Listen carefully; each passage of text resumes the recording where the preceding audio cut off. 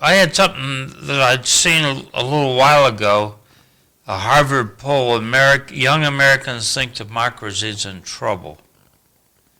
18 to 29-year-olds, the Kennedy School at Harvard, 52% have lost faith in our democracy.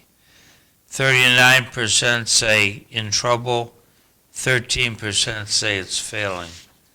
Is democracy doing that bad? And how do the kids get to this view that democracy is failing? It is failing. Well, Go ahead, Farouk. if you see what happened in the on the 6th, this is America. I mean, it's not only the kids, but the whole world is questioning. It has really made the whole world to question democracy, but it started here. Because most of the people outside are saying, if America, the bastion of democracy, if they can storm the Congress, and then where else could that happen? Okay, just Chris, let me put the question bluntly: if this had happened elsewhere, what would Americans be saying? Oh, those people out there, they will condemn and condemn and condemn. But it is happening here. But we are minimizing the effect of it. It has never happened. Well, you bring up a good point. The government screwed up, and the government won't admit it. But the people don't admit it. The people are glorifying it as well. And They just lockstep with their party. What does your party think about this? They lockstep with that on both sides of the aisle. And I see parties as ruining America. No. When you say your party, we are being politicizing it. It's not a question of politics. Those who did it went in there to They do lockstep with whatever the party output is. They lockstep with that. Down in Washington, what got done? Did anything get done down in Washington this year? What? Did anything get done? Yeah, What? they passed an interim budget, so the government kept going. An interim budget. What is an interim budget, Cliff? Tell us what that No, is. but you see, I think to me, those are diversionary tactics. When they talk about things that happen, you bring something now to overshadow it and minimize the effect of what happened. It's more or less like the storming of the Bastille. That is monumental in the history of France. What happened here can only be likened to the storming of the Bastille. And if they are discussing that, you bring again, you minimize it, you divert it. That is what makes people around the world, they are really saying that Americans are not taking it seriously. Because, have you ever seen that The reason they want to drop this thing that happened on January 7th, the insurrection, they want to drop it because both sides are guilty. They don't want that to come out. Excuse me, you're mischaracterizing what's going on. That is just Oh, go right ahead and enlighten us, Cliff, Mr. Host. The Democrats in the House are conducting extensive investigations so that they can make a point that the Republicans are bad. There are Democrats who are invoking the 14th Amendment, Article 3, I believe, saying that if you engage in insurrection against the government, you cannot hold public office. So the Democrats are arguing that this is an insurrection. That way they can ban a bunch of Republicans. They just if want to they get can rid of tie Trump. them. Okay, let me. They can't beat Trump. They know they can't beat Trump. They don't want to spend the kind of money they need to spend to beat Trump. Let me ask a question. Let's just be honest. Please. If this were done by Democrats, tell me what you Republicans will do. You will sing Kumbaya and say it is right? Let us be fair, because instead of staring something on the face and seeing how we can correct it irrespective of politics, so that it never happens again, you are fueling it and giving room for the younger generation and say this is okay. Has that ever happened in your lifetime, Cliff? When abortion's okay, You see, that's we sweep that under. that's a division. That's the We are first not thing. talking about That's the abortion fir- now. that's Let's the first- limit. Let's focus on the point. I John. think- No, I no. wouldn't buy into This that. goes into the Wayback Machine. I wouldn't No. buy into that division, It John. goes We are into the talking- Wayback Machine. We are talking about. How is it technology. okay to be this mama baby business? How is that John, okay? Let us. That's How's a that okay? diversion. That's a diversion. That's what you do. If you don't have anything Exactly. to do, It's been you- going you on for a stop it. generation. If you have not done your homework, please don't let the people discuss No. ideas. Calling me uneducated is not going to get you anywhere, Fru. Okay? You I have are my calling ear just as yourself. close to the rail as you do. You are. I mean, I have. When we want to bring a topic, let's focus on that topic. And then, if we want to talk about abortion, let's talk about abortion. Okay. When you Let's are, talk about abortion. When you No. are diverting for something, means you don't have any clue of what you are saying. You shouldn't misinform the public. It's not good. That's a democratic diversionary technique No. that you're using right now, Fru. Fru's Did they talk exactly about on the abortion money. Or on, We're focused on I mean, Occupy Capitol Hill. And Fru's asked a legitimate question. And I say, go back to occupying Seattle He when doesn't want to go back there. the supposed anti-fascists took over a section of Seattle, Washington's Capitol Hill, and occupied it and excluded the police and all that. I think it's that kind of thing. And I think that that sort of laid the groundwork for saying it's okay to do those kinds of things. but was I it don't, right? I don't, what? Was it right to do that? I don't think know. so. But is it right to do that now? No, it was not right, but I don't think it was an insurrection. I think it was a bunch of enthusiastic people trying to demonstrate, and they got carried away. Now, there are those who say there are agents provocateur, but, I mean, that's still yet to be decided. Did people lose their lives? Were they supposed to? In the safest place that you would think such a thing is not happening? It would not happen? Are you talking about Ashley Babbitt being executed by the police officer? I am talking about what happened at the Congress on the 6th last year. How did it get that close? How can the world be saying our vice president being rushed in the tunnel and like that? Are we in the third world? If this had happened elsewhere, would the same approach be different? Or are we just trying to brush it under the carpet to make the world feel that we handle it? Or that it's a normality? I don't think everyone's trying to brush it under the carpet. I think that Nancy Pelosi and her crowd are going to make it a big deal. John, you had a thought. The federal government, the federal bureaucracy down there completely missed this. They won't own up to it. They knew what the forecast was going to be, that all these people were coming into town, all these people coming into Washington, D.C. People on the inside tell me they wanted to suck up the overtime. They didn't want to hire the extra troops because they wouldn't get their overtime.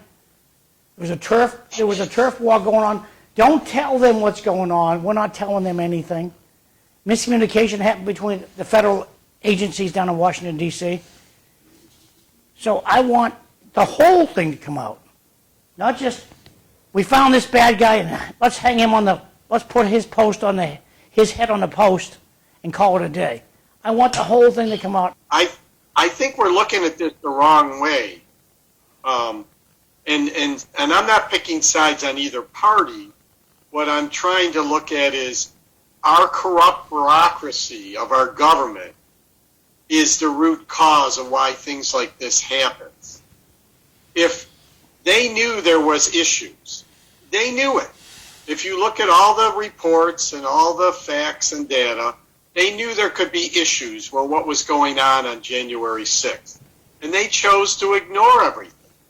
And that comes back to our bureaucracy of government that the decay of how we look and try to manage things in our government. And, you know, you got to wonder if they didn't want something like this to happen because of the election that had just happened. They wanted things to look bad for one party over the other. And they knew they could have brought in help, just like in all these different cities, whether it was Seattle or Portland or whatever. Help could have been brought into different places. And the leaders of those areas chose not to manage things in a better way. So you got to wonder what the motives are of these different leaders in these different cities or different areas, what they're really looking to happen. And that's how I look at it. I'm not looking at it as one party or the other. I'm looking at it as what is driving these different political leaders to not deal with situations in a reasonable manner. George, do you have a thought on this? I have a lot of thoughts. First of all, I think a clear-cut definition of insurrection has to be outlined.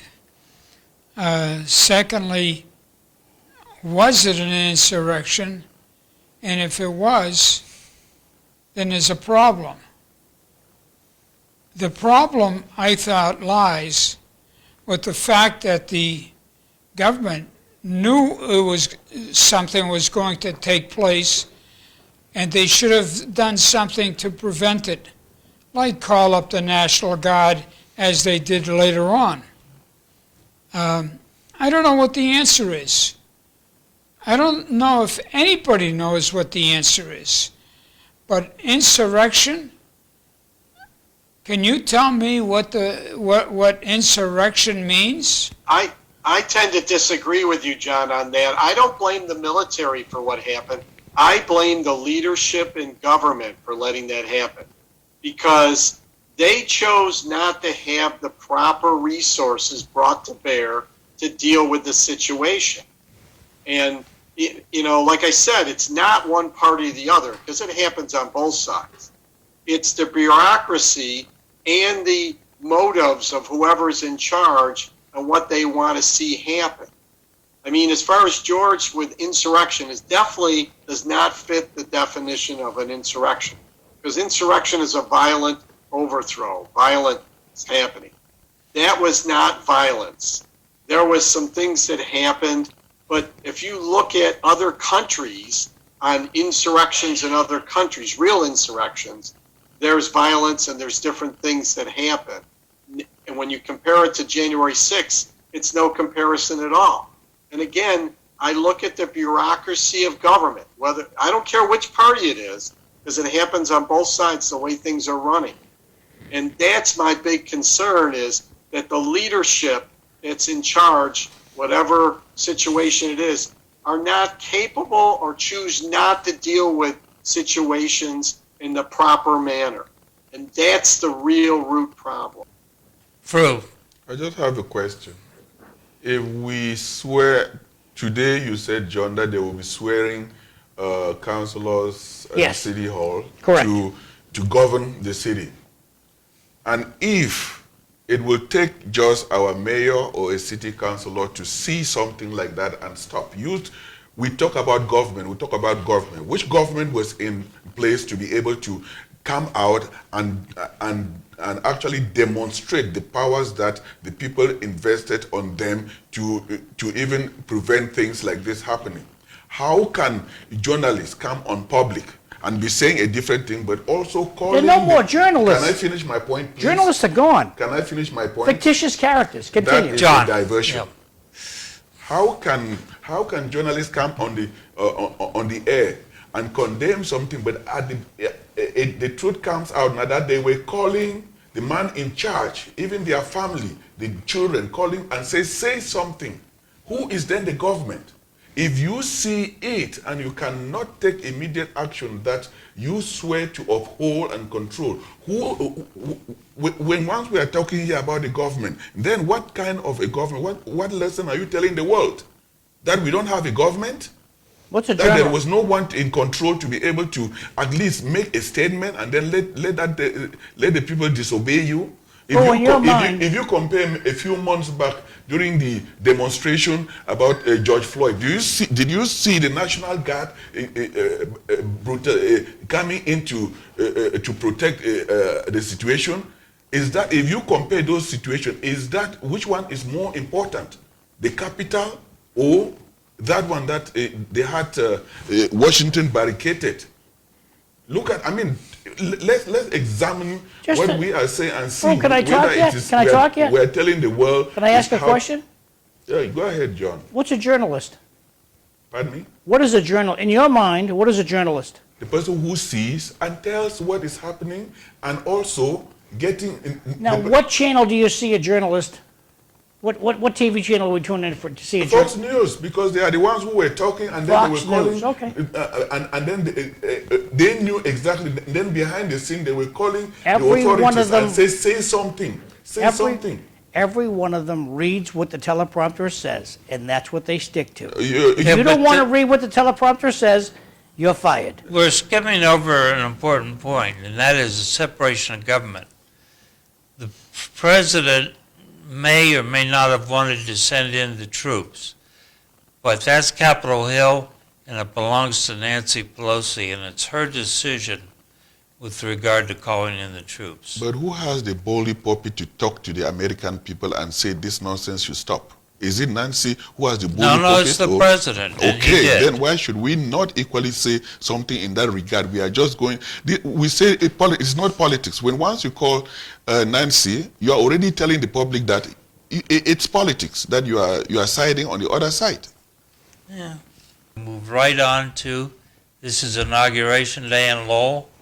City Council in the Memorial Auditorium this morning will be sworn in, and then the school committee. So it's pretty likely it's going to be Sakari Chow will be the mayor, and by unanimous vote.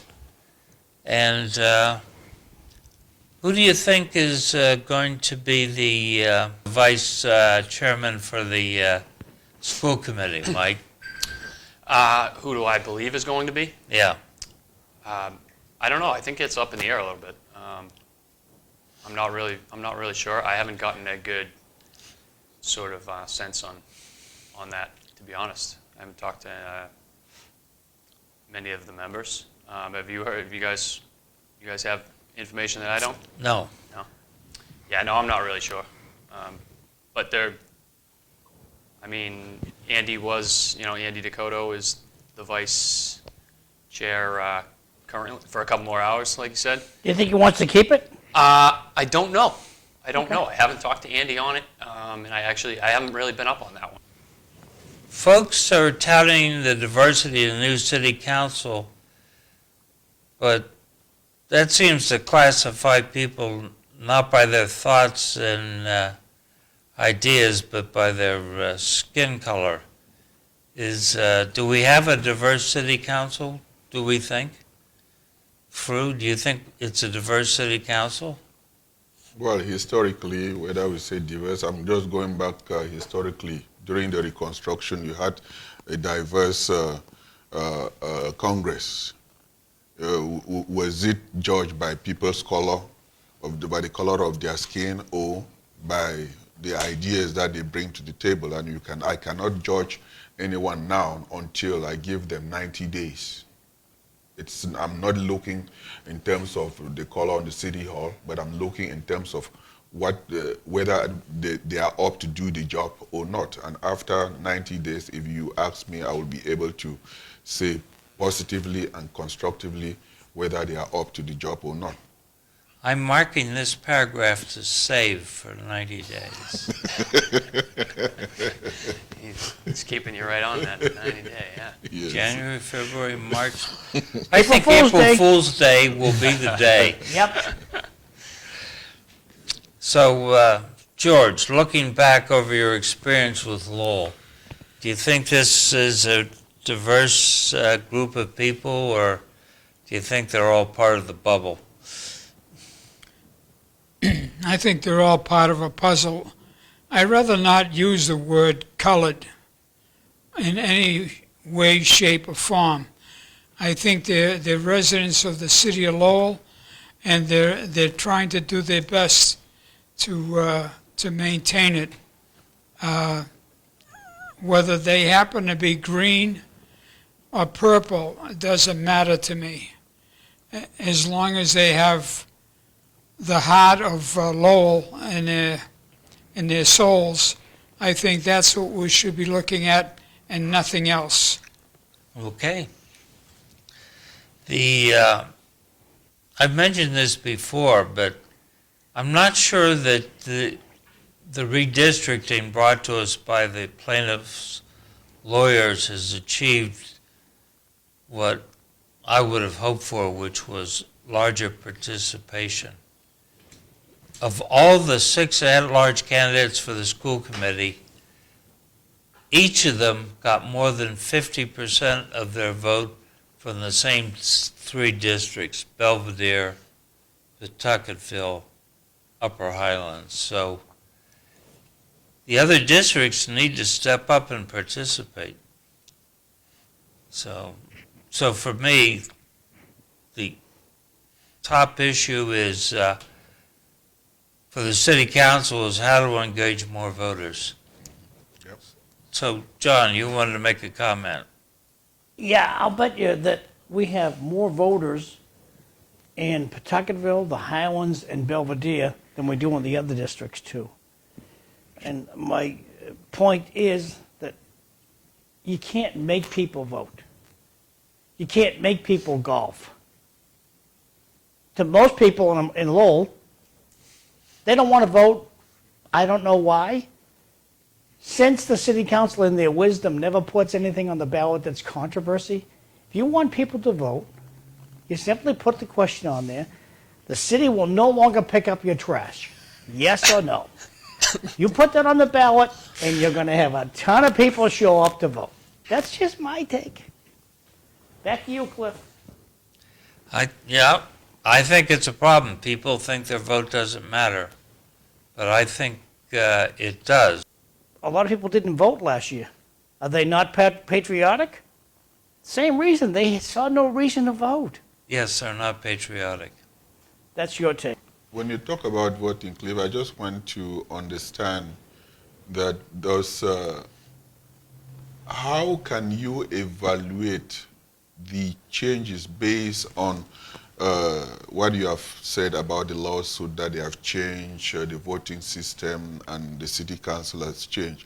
Have you given enough time to see whether these changes will take hold so that you can now compare the voting system with what these new changes has done to be able to come with an intellectual conclusion of what you are saying? Or there is something that's about to be implemented. You have not given it time for it to be implemented, and then you look and compare. But you are still thinking about the past. Why not look forward, and then after you compare and then draw your conclusion?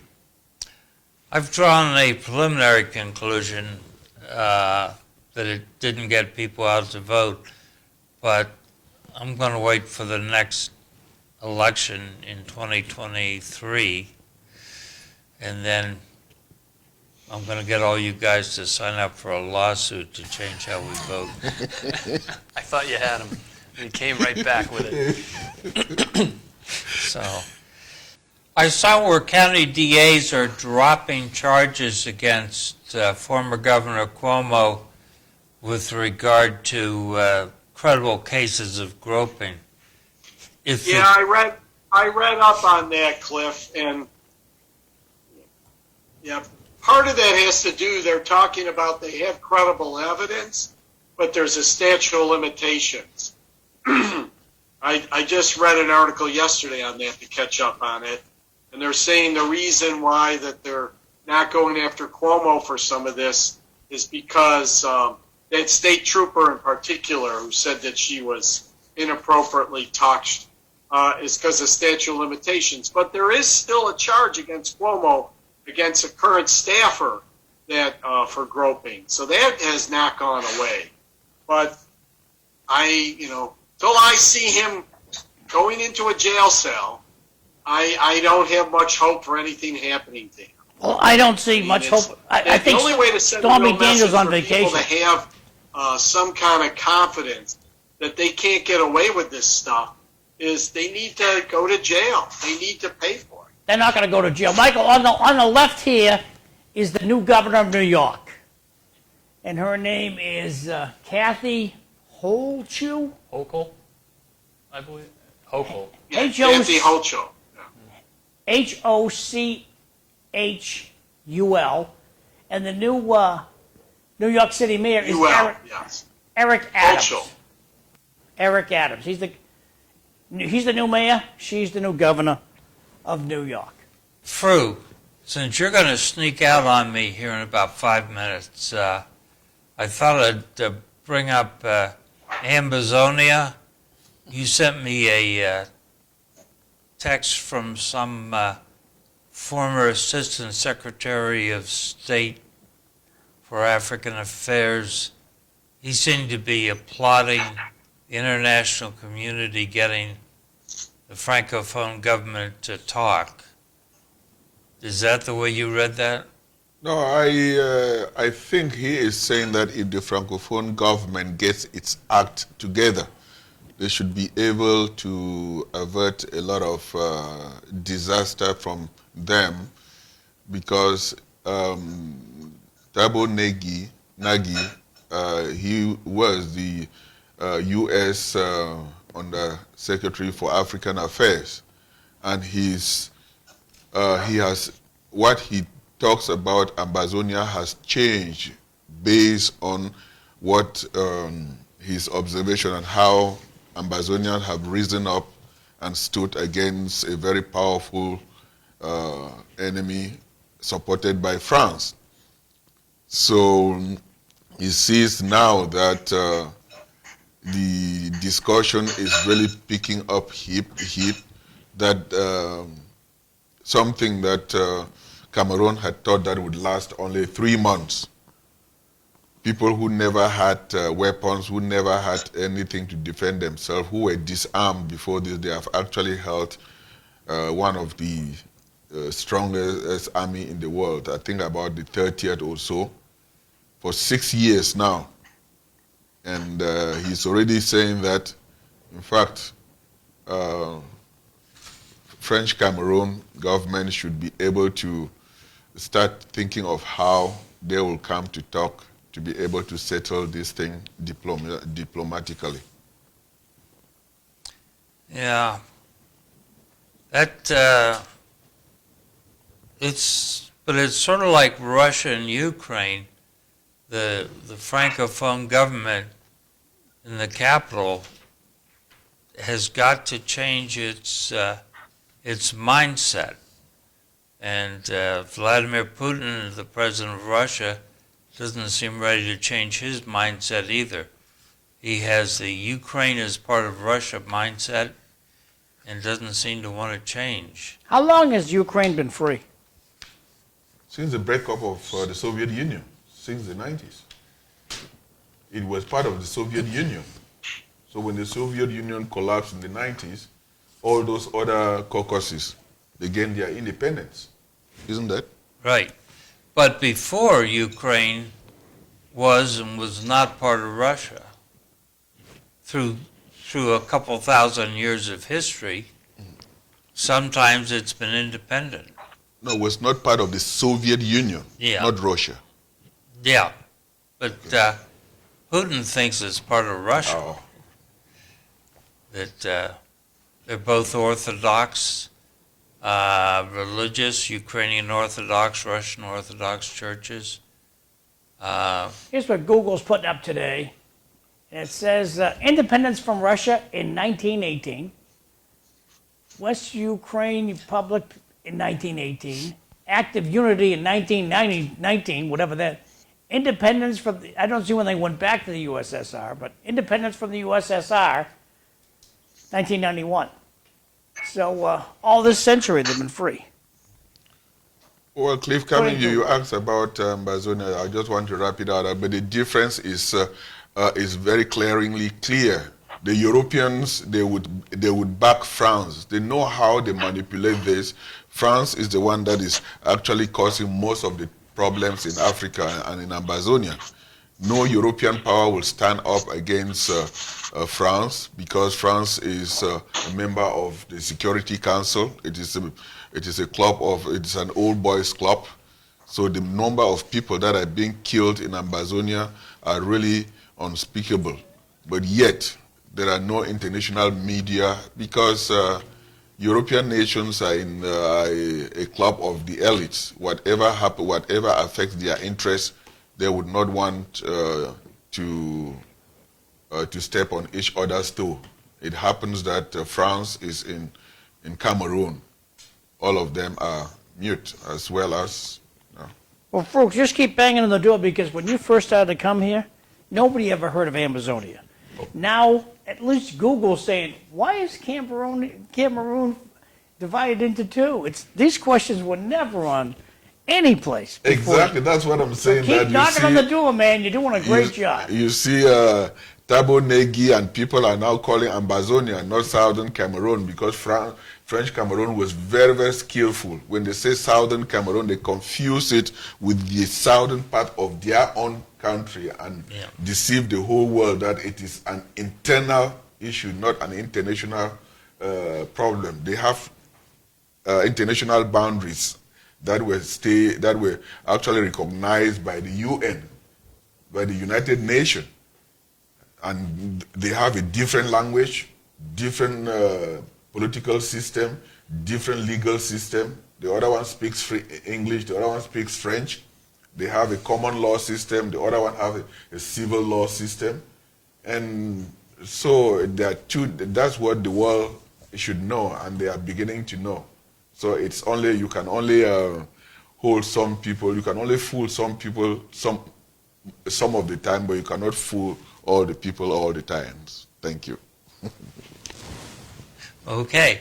Fru's got to head out, so we will attempt to solve the rest of the world's problems while he's gone. We're talking about public housing based off of the governor's just signed an executive order, I think, to require zoning to be more homogenized, so that everyone has the same zoning rules to facilitate affordable housing. And we've been chewing about that. I wonder about the secondary effects, the long-term secondary effects, that if you change the character of, say, Carlisle or Lexington or one of those places. You're not gonna. Why aren't you going to? Because they don't want it. They have money. They have what? Money. Money? Money makes the world go round, Cliff. Yeah. You got money? You don't want it happening? They're not coming. See, that's one of the points. If you have a pet, now it could be a horse, like Carlisle. Carlisle has horse farms. Well, you can't have it in Lowell. Can't even have chickens. Pigeons. Chickens. Yeah. So, if you're going to change the zoning and you try to make it even, you're never going to do it. Somebody has to oversee it. And I think it's a money maker for somebody, and it creates another job that we don't need. So, Fru, you got any thoughts on this? Update me, I came in a little late. Update in the discussion, please. Yeah. Well, it's pretty basic. Do you want to change the zoning in the cities and towns to comply with each other. And I don't think you can do that. Because if you change a zone, you have to change throughout. And once you change a zone, it affects all the other zones as well. Do you have any zoning issues up there in New York, in your area? I haven't run into any where I am. I mean, about the only thing where I live is that if we want to put a shed up in our yard, we have to go to the town and get a permit for it. And I think that they've clamped down on whether you can put what size sheds you can put in your yard. It's the latest that I know of. Any changes in zoning where I am. But as far as anything else, like where I live, I can have a fire in the backyard on the ground if I want. The only thing they told me when I checked with the town, they said, just check with your neighbors ahead of time, make sure they know you might have one, so that they don't call the fire department, so if they see smoke. But, as far as dogs and pets, the only restrictions in our area is that you have to have them what they call heel command. You don't have to have them on a leash as long as they'll come back or obey you. So, I mean, there's not really a lot of restrictions that I know of. Fru? Well, if the federal government is making laws, I think they're making laws because of a reason. And sometimes with these lawmakers, they have some hidden agendas. It takes sometimes 10 years before you really see the manifestation, how they apply to the various communities. I was talking, I'm just referring to when I was listening to a documentary of how laws were made in this country to restrict some minorities. But even 10 years after that, Speaker Newt Gingrich came and said those laws really were very bad laws. But that there is a group of people who come up and think critically to make certain laws. They know exactly its effect, but the community do not know what the effects will be until many years go by. So I take it with a grain of salt. Yeah. Okay. So, speaking of education, I've had this topic now for 2 weeks, but we may have the right group. USA Today had an article out asking whether or not mathematics, is racist. Does anybody have a sense of that? Anybody been in a discussion about that issue? Fru, do you see anything about that?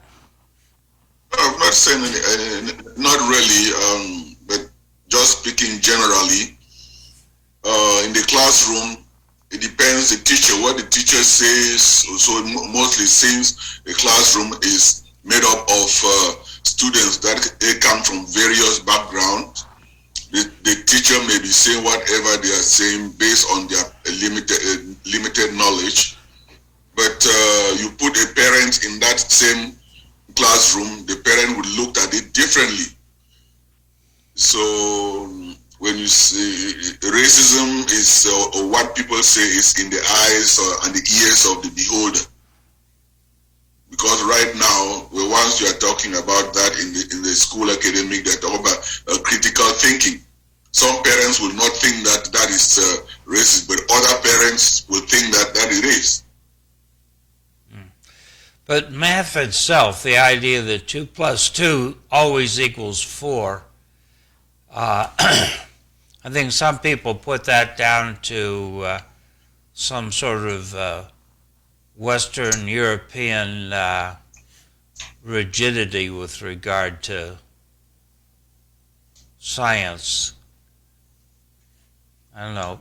Well, I was just listening to some YouTube about Ethiopian way of doing maths. A British guy actually interviewing this British African, and how the Ethiopian way of doing maths differs a lot from how the Western way of doing maths, and that it was so simplified. And then he was saying that if they went by that, in fact, maths will not really be frustrated. So I watched that actually yesterday. So there are so many other ways of doing math in various cultures or whatever. Yeah. Bro, based on what you just said, basic math, you count on your fingers, correct? You learned how to count. Did you use your fingers? I started using sticks and using stones. I used my fingers. And it's this business of saying 2 plus 2 is not 4 is craziness to me. But I don't care how you teach it. People still start off with their fingers. And 2 plus 2, no matter where you is, no matter where you sit on 2 tomatoes down and 2 tomatoes down.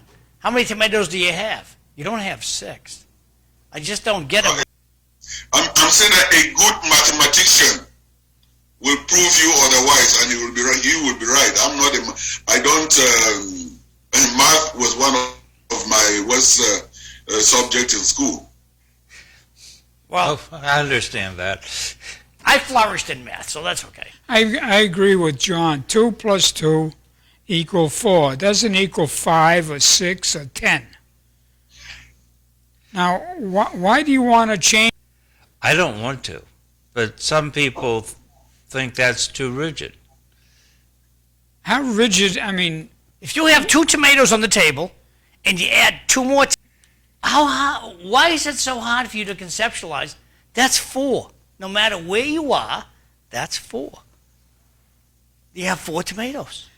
You know, by that same notion, you knew we believe so many things and believe that the earth is round, and did not believe that there is space until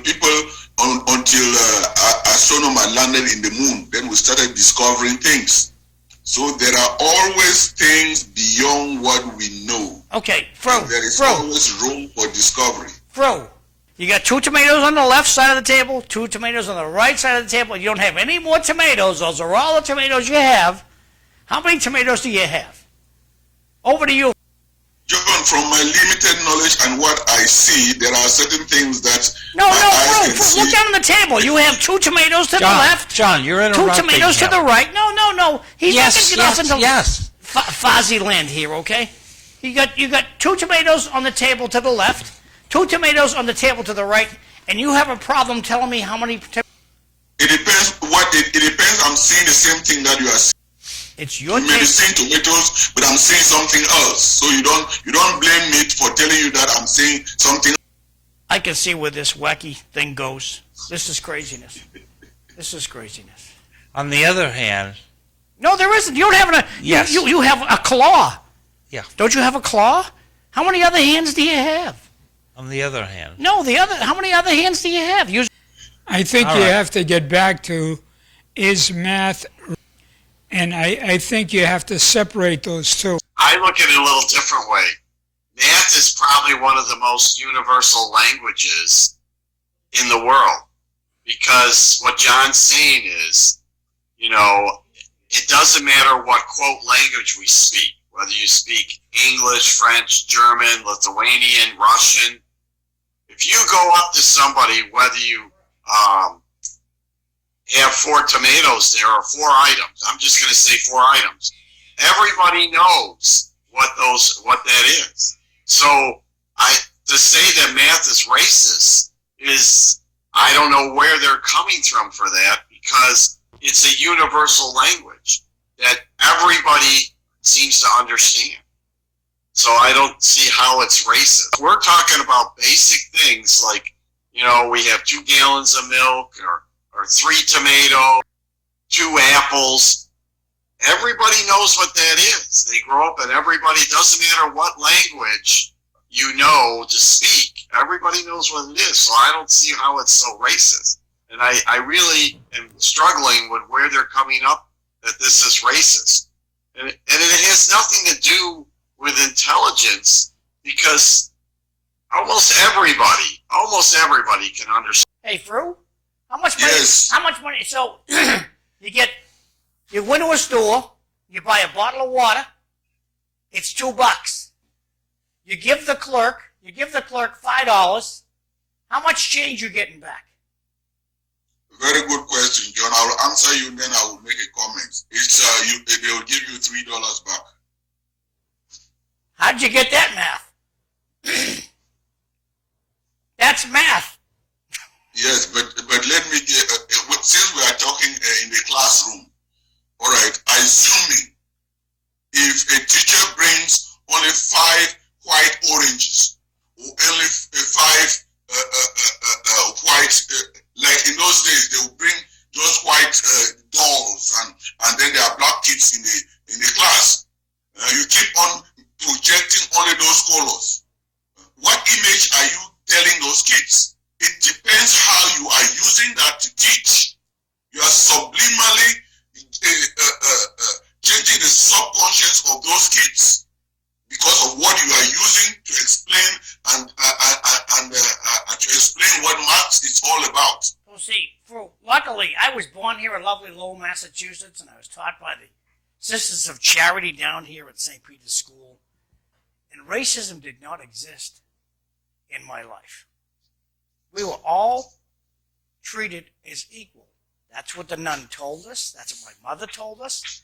My mother told us everybody's like a battery. You could be a Rayovac, you could be a Radio Shack.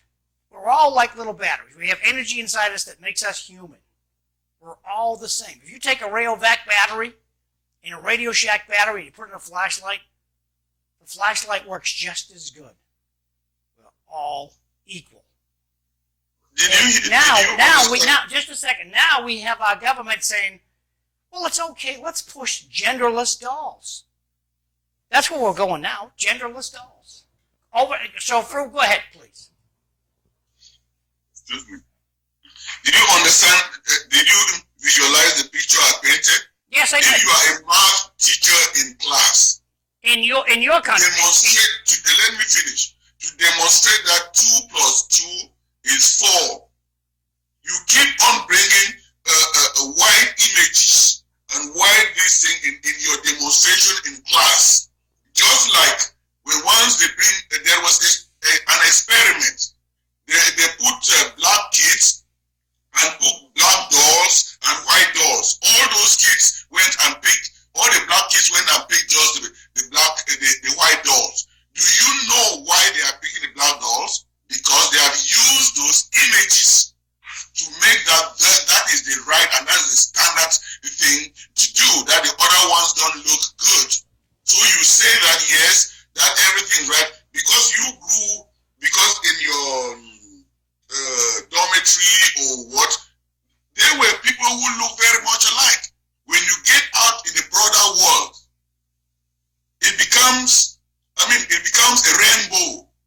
You look at it, you are not looking at it with a uniform eye. You look at it as a rainbow, and you want to define everything. You make sure that those rainbow colors are also represented. I'd just like to say that I wish that the people south of Cambridge and that other county down there south of us had been raised up the way John was. But I don't think that was the story all the way around the country. So, this is Dave Melanson, and he is in Rhode Island watching us on Facebook. And he comes. I met Dave at a political party. I think was it Sakari's party? Yes, it was. It was actually. Or maybe Cam K's party. Yeah, Cam K. Okay, so. Good morning, everybody. good morning. Good morning. I wanted to explain that when I was a kid, racism. I'll never forget it. I was 11 years old, and I went to a camp known as Brentwood Camp up in Peterborough, New Hampshire. And there was a young black kid, and he said, "I will hurt you. Don't smile or laugh at me because I'll come up there, he called me a cracker, which I didn't understand. And he said, I will come up there and throw you off the porch. He was also 11 years old. I don't blame him. I blame the parents for what happened there. It goes both ways when it comes to racism. And it's got to stop. Right now, I would not want to be a young child going to school because it's confusing as to male and female. One day I'm a male, the next day I'm a female. I would not want to be a part of that right now.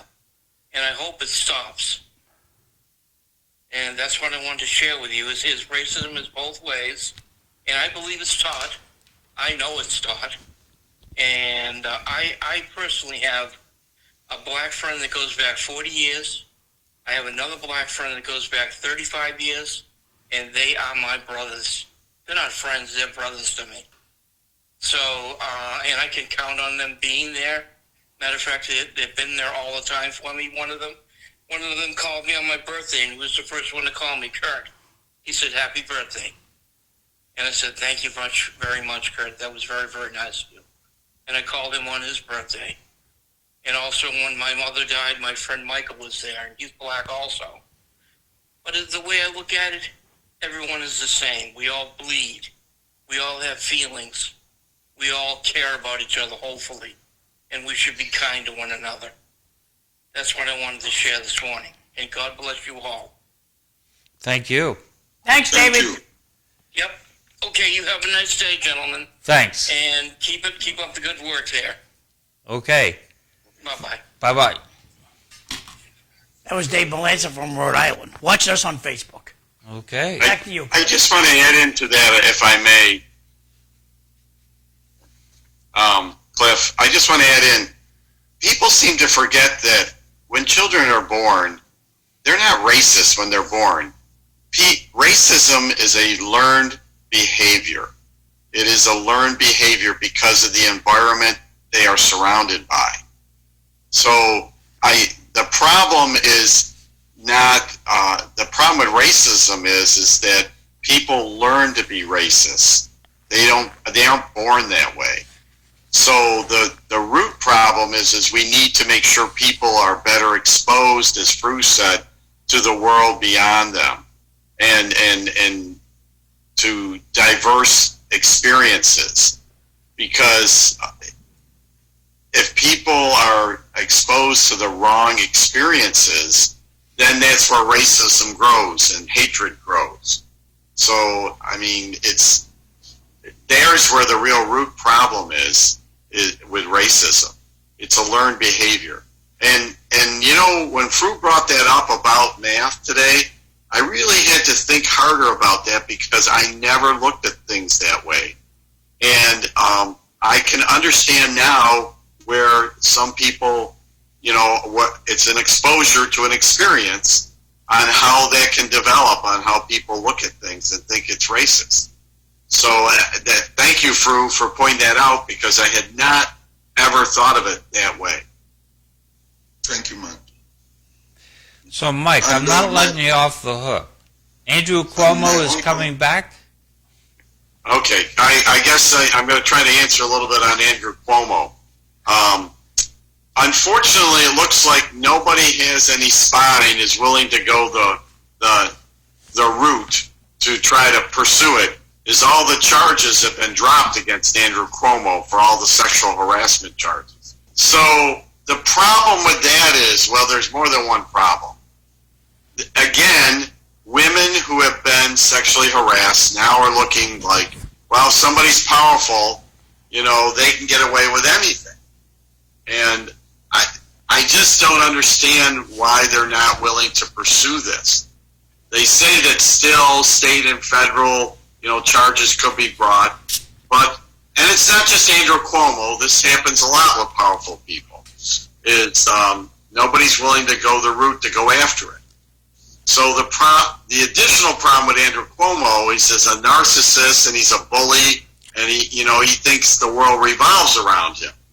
And because they're not going to charge him with anything, he thinks in his mind that now I can go ahead and just go back to doing what I just very disappointing because again, it just reinforces that if you're in the right, you've got money and power, that you can basically get away with anything. It's not equal system. The unequal system. Not off the hook, but we're going back to Fru for a second. Because the only one thing which I wanted just to bring out about the racism thing is racism is ignorance. Because if I were to tell you that one of the most powerful Roman emperor was an African, and he is the one who built the fortress around England in New York, and he's buried there, would anyone believe that? I would. And the picture is painted white, but the story is now coming up, and most black people in England are really shocked to see that one of the most powerful Roman emperor was an African, and his name was Septimius Severus. John, you can Google that. Septimius.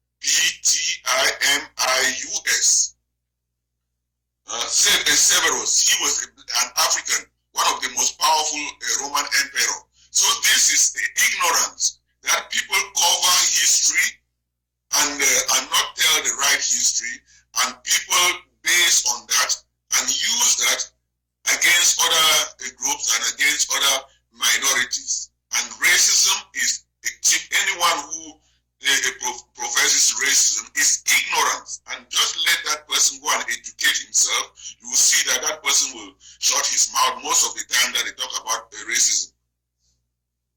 Okay. And you forgot St. Augustine. He's from Africa too. But most people will not believe that anything good can come out of Africa.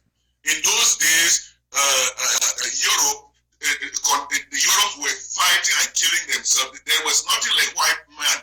There was the French, the British, and then it was when they joined together to attack Africa that this notion of whiteness came about. So this guy's name is Septimius Severus. That the guy you're talking about? Yes. Okay. I just want to add in, That's going to be a through what you were saying is, I agree with what you're saying about the ignorance, because it's what I was saying earlier about your experiences, but it's also whether people are willing to accept that information and be unbiased with it. Because if people are biased, they aren't open to that information. And like I said earlier, I never thought of what you pointed out this morning, and the more I thought about it, I said, yes, that could be causing people to look at things differently.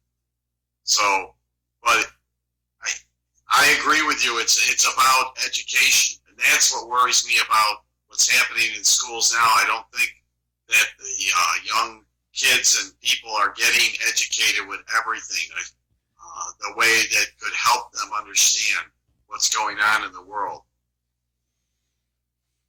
I think Even that, like here in Lowell, a good example, I will say this because I served on the board. If you go to, I will be proud to say this because I experienced it. If you go to Lowell Charter Public School on Jackson Street, they have kids from all over the world. You see, they teach almost all the cultures and the images, the board. If you walk in, you see pictures of people from all over the world, from Africa, from Latin America, from everywhere. Heroes, kids who come from that environment, when once they get out of school, they have a bigger and broader view of the world. They don't think that the world is centered only in America. Because I think one thing that happens is someone is in America and think that the world is America. And think if anyone else says any other thing, instead of listening and learning, you will think that they are stupid, they are primitive,